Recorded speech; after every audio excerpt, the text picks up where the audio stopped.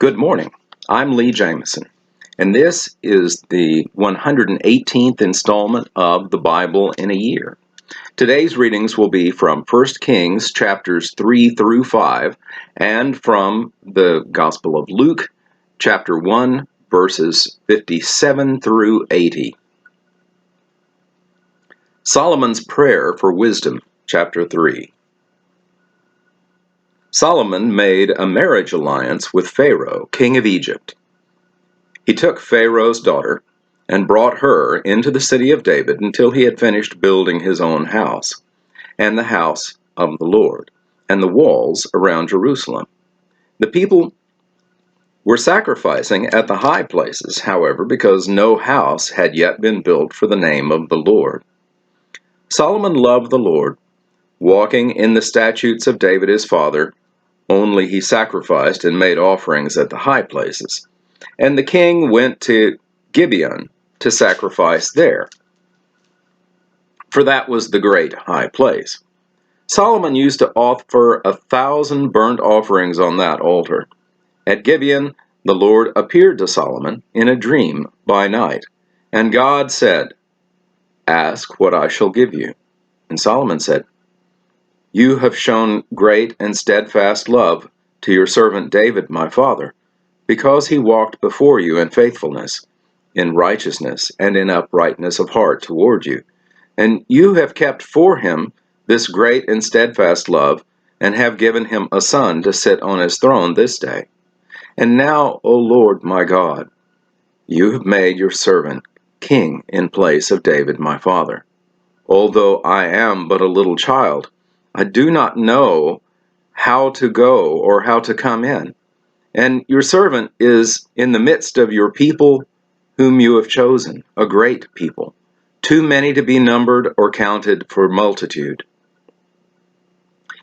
Give your servant, therefore, an understanding mind to govern your people, that I may discern between evil. For who is able to govern this, your great people?"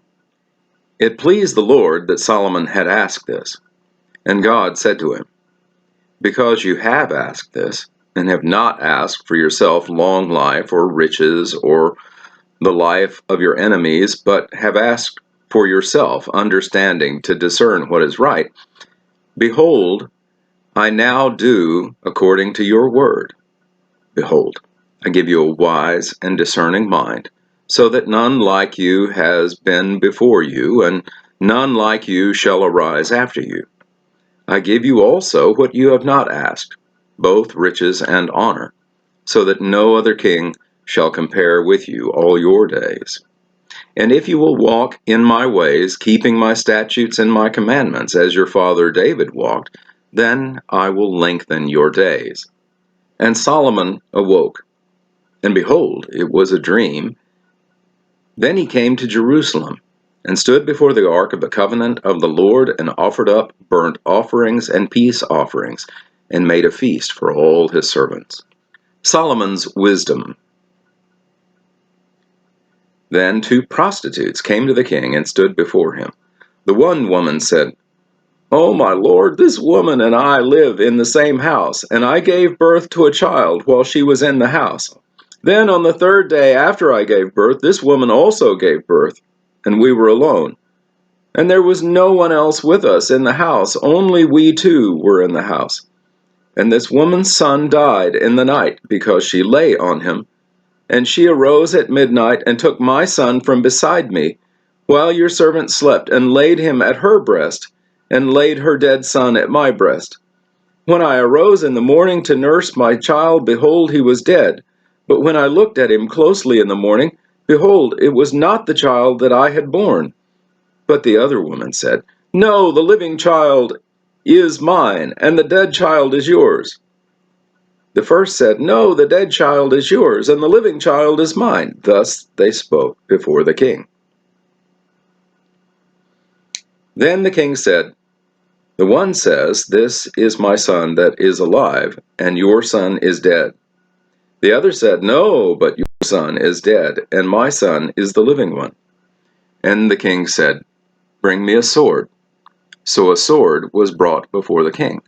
And the king said, Divide the living child in two and give half to the one and half to the other." Then the woman whose son was alive said to the king, because her heart yearned for her son, "Oh, my lord, give her the living child, and by no means put him to death." But the other said, "He shall be neither mine nor yours, divide him."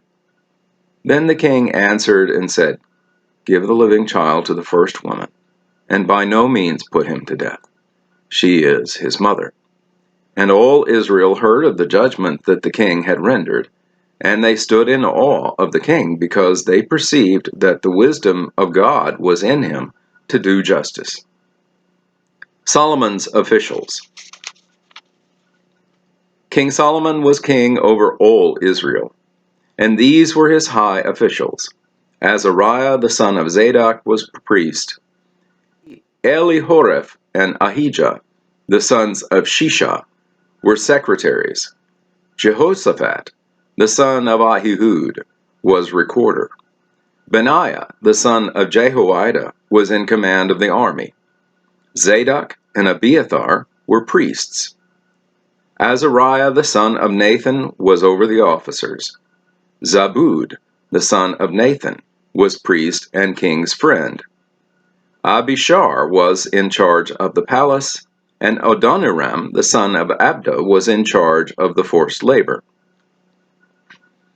Solomon had 12 officers over all Israel who provided food for the king and his household.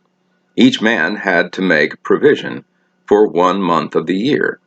These were their names: Ben-Hur in the hill country of Ephraim, Ben-Decker in Makaz, Shaalbim, Beth-Shemesh, and Elon-Beth-Hanan, Ben-Hesed in Aruboth.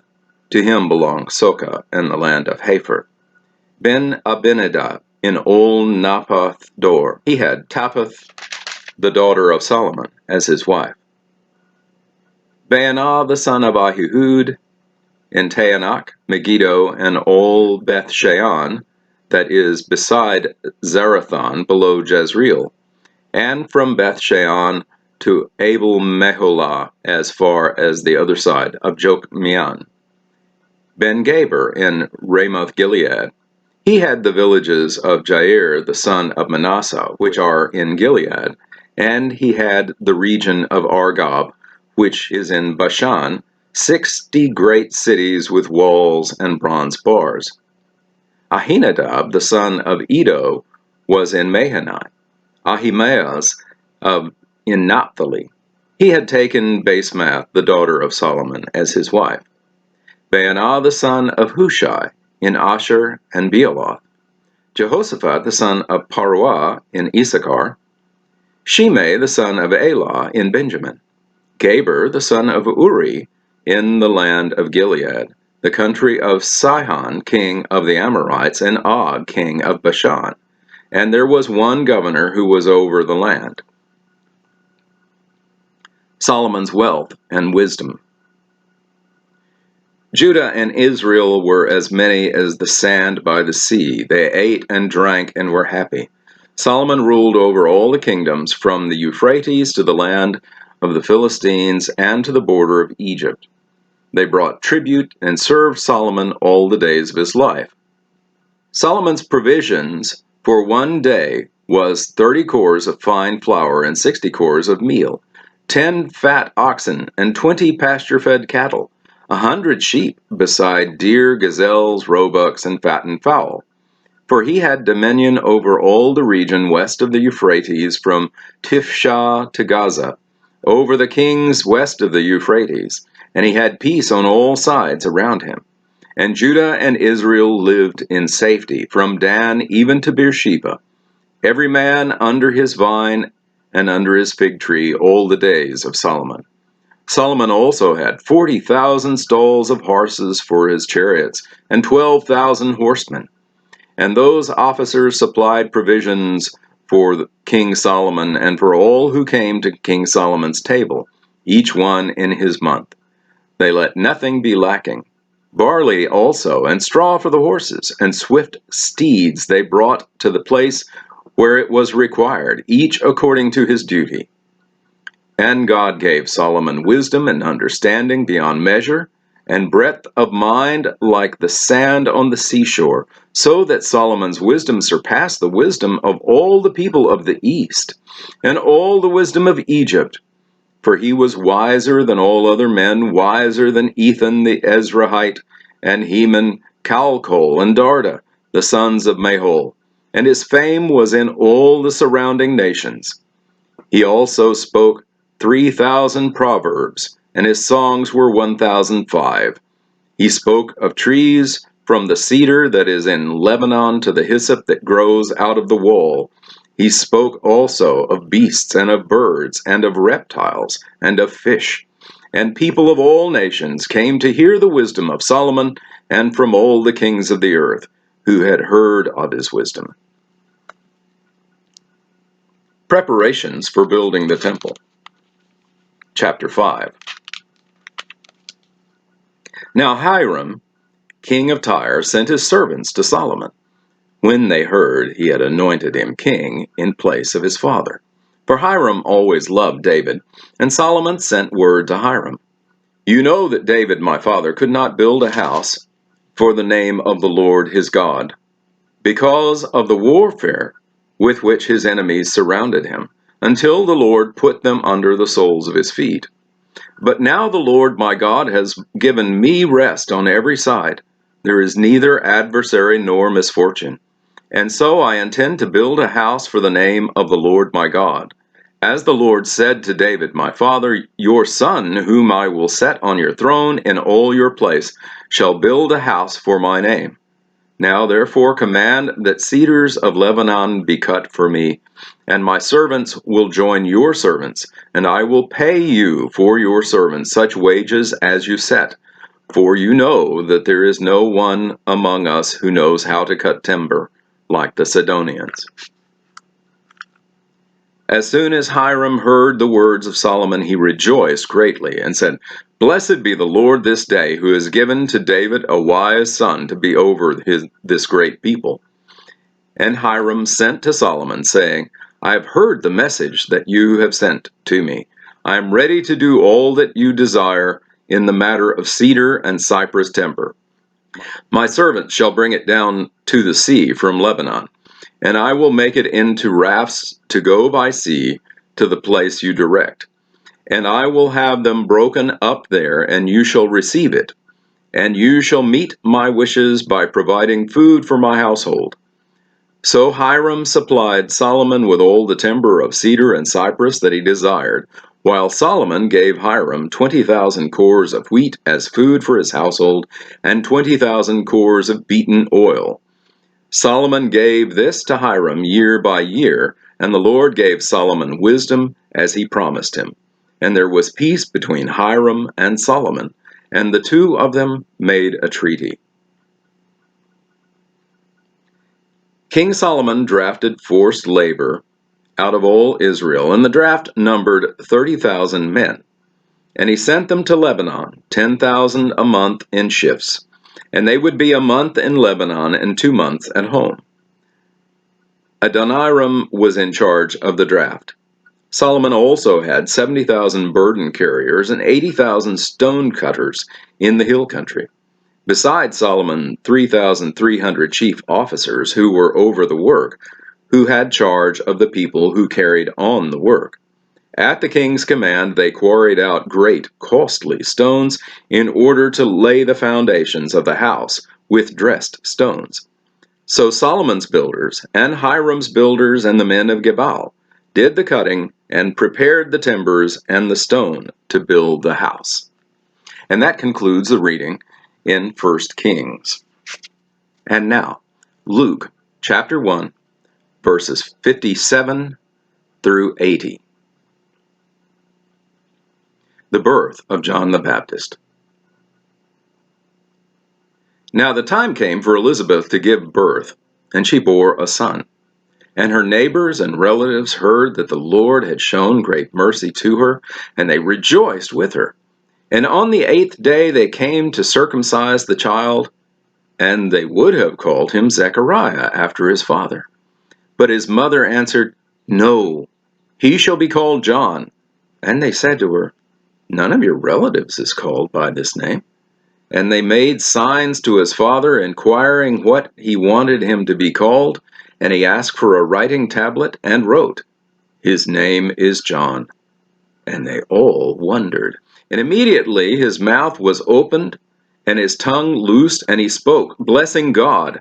And fear came on all their neighbors, and all these things were talked about through all the hill country of Judea. And all who heard them laid them up in their hearts, saying, "What then will this child be?" For the hand of the Lord was with him. Zechariah's prophecy. And his father Zechariah was filled with the Holy Spirit and prophesied, saying, "Blessed be the Lord God of Israel, for he has visited and redeemed his people, and has raised up a horn of salvation for us in the house of his servant David, as he spoke by the mouth of his holy prophets from of old, that we should be saved from our enemies, and from the hand of all who hate us, to show the mercy promised to our fathers, and to remember his holy covenant, the oath that he swore to our father Abraham, to grant us that we, being delivered from the hand of our enemies, might serve him without fear, in holiness and in righteousness before him all our days. And your child will be called the prophet of the Most High. For you will go before the Lord to prepare his ways, to give knowledge of salvation to his people, in the forgiveness of their sins, because of the tender mercy of our God, whereby the sunrise shall visit us from on high, to give light to those who sit in darkness and in the shadow of death, to guide our feet into the way of peace.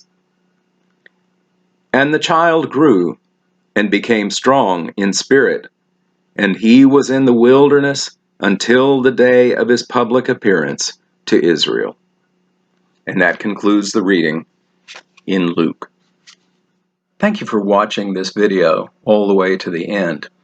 To gain a wider audience for this series of videos, I ask a few favors of you. First, please like the video and subscribe to the channel. You can also click on a bell icon, and that will make sure that you receive notifications when new videos come out. Then, if you have comments or questions, even if they're critical, I want to hear from them. Be civil, of course. The YouTube algorithm rewards videos that receive audience participation.